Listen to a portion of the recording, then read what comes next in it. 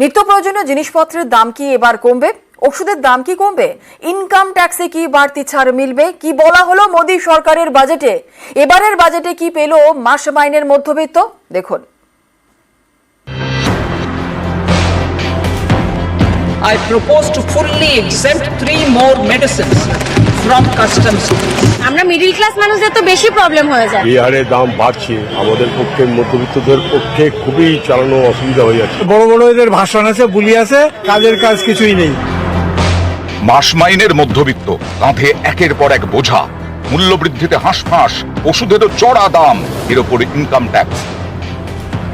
অনেকে আশা করেছিলেন এবার শরিক নির্ভর মোদী সরকারের বাজেটে হয়তো কিছু সুরাহা মিলবে, কিন্তু তা আর কোথায় হলো? মূল্যবৃদ্ধি মোকাবিলায় বাজেটে কিছুই বলা হলো না। নির্মলা সীতারামনের দাবি, দেশে মূল্যবৃদ্ধি নিয়ন্ত্রণেই রয়েছে। পাবলিকও তাই মনে করেন? মূল্যবৃদ্ধি কি নিয়ন্ত্রণে?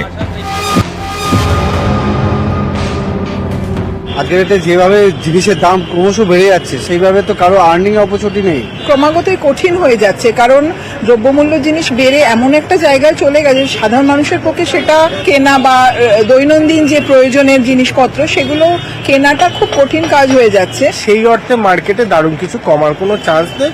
মধ্যবিত্ত কিছুটা আশাহতই বলা যেতে পারে। এবারের বাজেটে ক্যান্সারের 3টি ওষুধের ওপর থেকে আমদানি শুল্ক তুলে দিয়েছে মোদী সরকার। অনেকেই বলছেন এটা অত্যন্ত ভালো সিদ্ধান্ত, কিন্তু সুগার, প্রেসারের ওষুধ সহ যেসব মেডিসিন প্রতিদিন ঘরে ঘরে লাগে, সেসবের দাম তো দিন দিন বাড়ছে। যাদের বাজেট বাড়ার তাদের বেড়ে যাচ্ছে, আমাদের সাধারণ মানুষের কিছু হবে না। মেডিসিনের মূল্য বৃদ্ধিটা অনেক বেশি হওয়ার কারণে আমাদের পারচেজ করতে অনেকটাই অসুবিধা। অনেক সময় হচ্ছে আমাদেরকে মাসের পর মাস ওয়েট করতে হচ্ছে, যেহেতু মানি প্রবলেম, আমরা পারচেজ করতে পারছি না, কিনতে পারছি না। মেডিসিনের দাম যদি না কমে তাহলে আর এই বাজেট দেখায় কি হবে? মেডিসিন কম লাগে, বিশেষ করে যারা সিনিয়র আছে তাদের তো আরো মেডিসিনের দরকার। 50% খাওয়া খরচ আর 50% মেডিসিন খরচ। বাজেটের জটিল কুটিল বিষয় বেতনভোগী সাধারণ মানুষ অত বোঝেন না। তারা সবার আগে দেখেন এবার কি ট্যাক্সে ছাড় মিলল। ঘন্টা দেড়েকের বাজেট শোনার পর এ নিয়ে অনেকেই হতাশ। মধ্যবিত্তর ঘাড়ে আরো চাপ বাড়লো। বিগত বছরগুলিতে উনি যে বাজেট পেশ করেছেন, এটা সেই ধারাকেই বজায় রেখে খালি একটু এদিক ওদিক করে দেওয়া হয়েছে। মাত্র 25,000 টাকা স্ট্যান্ডার্ড ডিডাকশন বাড়িয়েছে। এমন কিছু লাভবান আমরা হতে পারবো না। মধ্যবিত্ত কিংবা নিম্ন মধ্যবিত্ত মানুষের কোনো উপকারে আসবে না। আমরা তো আশা করেছিলাম অন্ততপক্ষে 8 লাখ পর্যন্ত ট্যাক্স নীল করা হবে। একটা কারিশমা বাজেট বলতে পারেন। এখানে কোন রকম মধ্যবিত্তদের উপকার তো হয়নি, বরঞ্চ দেখতে গেলে অপকারী হয়েছে।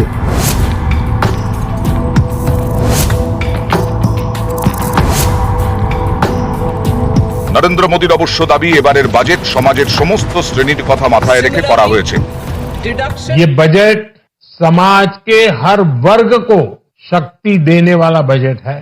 ये देश के गांव, गरीब किसान को समृद्धि की राह पर ले जाने वाला बजट।